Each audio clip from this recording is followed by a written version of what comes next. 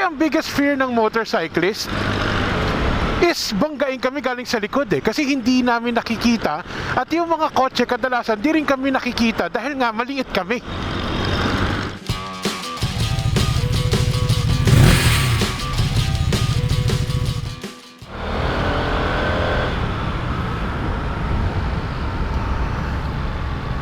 Hi, so welcome back.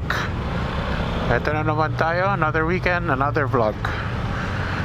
Another interesting topic na naman lumabas sa social media, which is the anti-lane splitting law.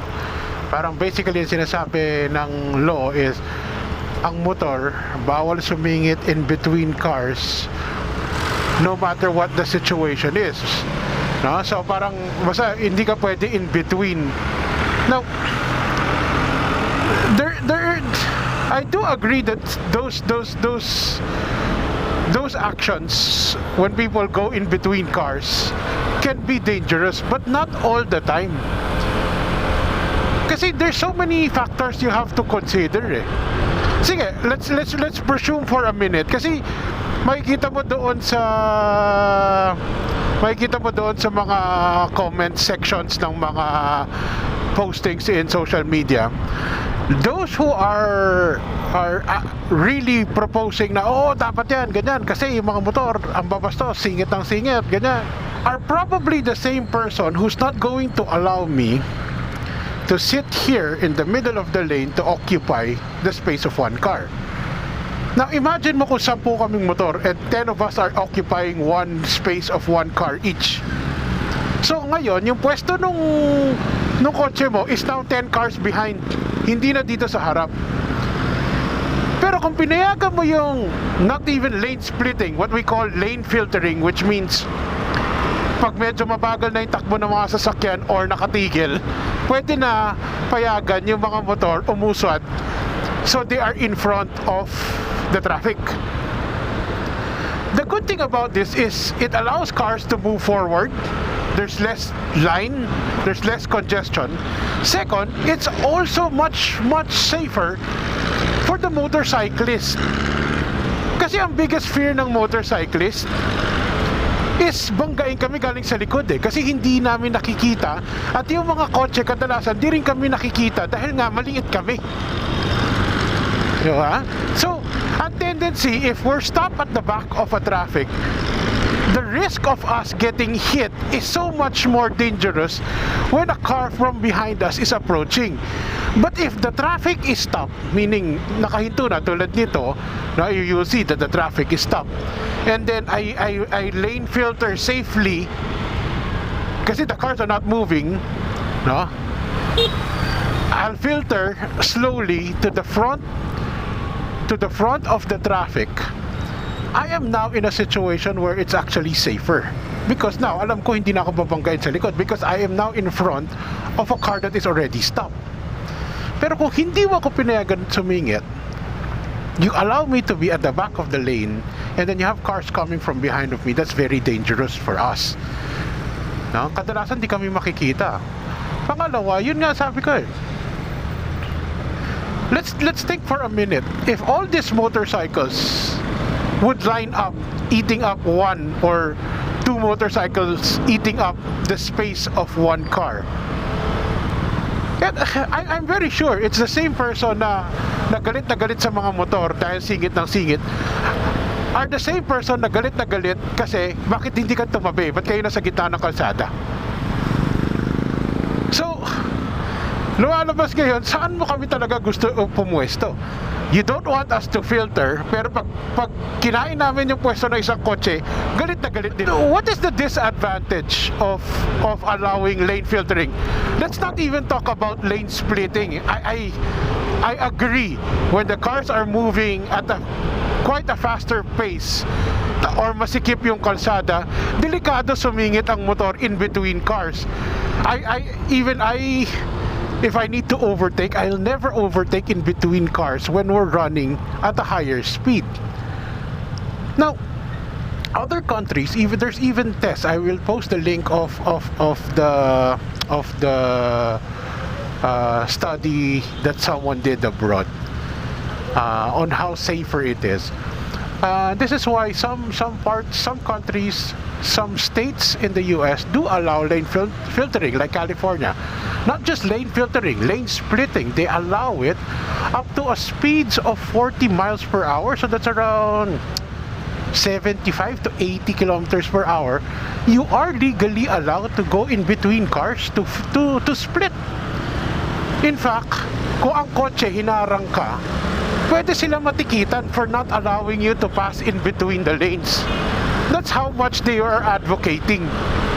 And that is why people have converted to commuting in a motorcycle in states like California, because it's much safer for them. And then imagine if one car is replaced by one motorcycle, laking ginhawa rin yun sa traffic. No, so I really want to hear, honestly speaking, if you're not going to allow us to lane filter, if you're not going to allow us to lane split and lane filter, are you willing to wait behind the traffic when cars are staying on their lane, right smack in the center, occupying the space of one car? Kasi ginawa ko na yun dati. Ano nangyari? Kadalasan binubusinahan ako na tumabi kasi kinakain ko yung space nila. It's just a matter, I think, of respecting that kayo na sa kotse, kami na sa motor. We are equally paying road usage tax by paying for our license, for our registration. And we are equally rightful to use the same road. Ano ba mapapala nyo kung di nyo kami pinalusot? Ba't kayo naiinis na nakakasingit kami? Hindi naman bumabagal ang biyahe nyo pag sumingit kami. Now, counterflow is a very different thing. That's obviously, that's dangerous, not just for us motorcyclists, pati sa kotse. Pero yung sisingit, hindi kayo gumagalaw, uunahan ko kayo para mandun ako sa harap ng traffic. Bakit kayo magagalit kung ginawa namin yun? Anong masama?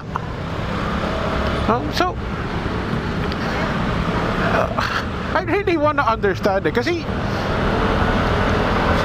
parang pag nakita nyo na lang na yung motor sumisingit sa inyo, galit na kaagad eh. Anong ginawa ng mga motorcycles na to sa inyo? Kaya guys, I hope talaga that when legislators comes with rules or laws that will affect motorcyclists, na sila mismo nagmumotor din para maintindihan nila ano ba talaga yung pinagagawa nila. Hindi yung puro nakikinig lang sila from the side, one side, which is yung mga nakakotse, at hindi nakikinig doon sa mga nakamotor. I hope lang it's more of let's educate also yung mga nagmomotor. What is the proper way of lane filtering? What is the proper way of lane splitting? Wag yung obviously alam ko yung kinaiinisan ng marami is when they see this big bikes in the expressway at ridiculous speed, cutting in between cars. Yan, obvious.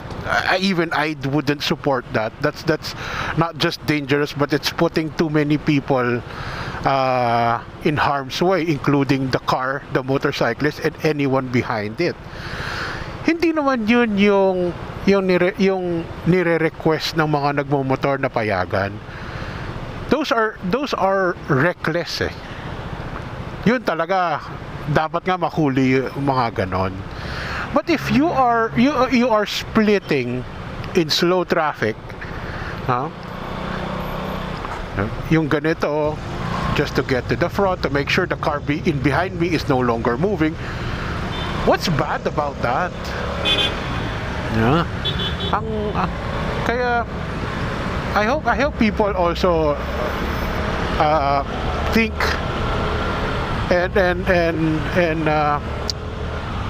try to look at it from the perspective of someone who rides the motorcycle. If splitting is legally allowed, now if splitting is legally allowed, what does it take away from you riding in your car fully air conditioned, sitting comfortably against a motorcyclist who is exposed to all these elements. Minsan sumisingit sila to make sure they get to the shade. Kasi ang init sobrang dangerous naman, nakakatakot yung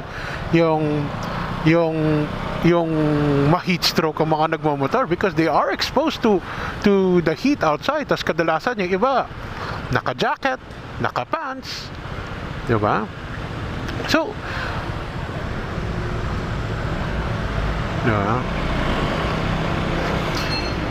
if the motorcyclist is irresponsible, meaning hindi marunong sumingit, gumagasgas, with or without the law, they will be doing that.